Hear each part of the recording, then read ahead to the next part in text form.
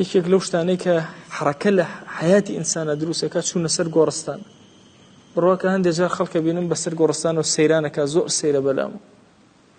یعنی تۆ غیرەتی ئەوە بکەیت لە پەنای قەبرە کە سوور ئەزانی ئەمە شوێنتە بچی لەوێ سەیران کەی، یان لەوێ قسەیەکەی کە نەشیاوە بێ کە ئەزانی ئەمە جێگەتە، یان هەندێک جارە بینی جاری وایە خەڵک لەسەر قەبران غیبەتەکە.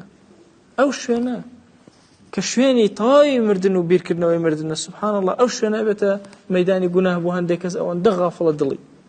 بۆیە کەسی ئیماندار ئەبێ زۆر ئاگای لێ بێ. ئەنەس بۆمان ئەگەڕێتەوە ئەفەرمێ باسی پیاوێکیان کرد لە خزمەت پێغەمبەریانە صلی الله عليه وسلم، وتیان ئەو پیاوێکی باش بوو، فەرمووی ثەنای زۆریان لەسەر کرد، فەرمووی خۆشەویستمان، فەرمووی کاتێک کە ئەتان بیست قەت لێتان ئەبیست باسی مردن کە، زیکری مردن کە، یادی مردنی خۆی کە.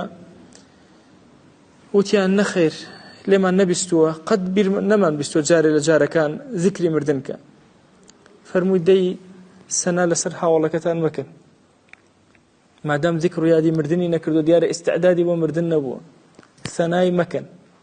فەرمووی شتەکە گەرچی زەعفێکی تایە بەڵام دەرسێکی زۆر گەورەی بۆ ئێمە تایە، ئەویش ئەوەی ئینسان ئەگەر ذکری مردن نەکە هەموو چێژەکانی عیباداتی پەیوەندی لەگەڵ خۆی هەمووی ئەپسێ، بەڵام ئەگەر ذکری مردنی زۆر کرد ئەو کاتە پەیوەندەکانی لەگەڵ خۆی جل جلاله هەمووی ساغ و تند ئەبێتەوە. ئەخر ئەگەر خەوفی خوا نەبێ و یادی مردن نەبێت چی ئەجوڵێنە بۆ نوێژێکی بەیانی کە لە خەوەکە ڕاستڕڵاکی و هەڵسە و دەستنوێژ بگرە و نوێژەکە و جێبەجێکە.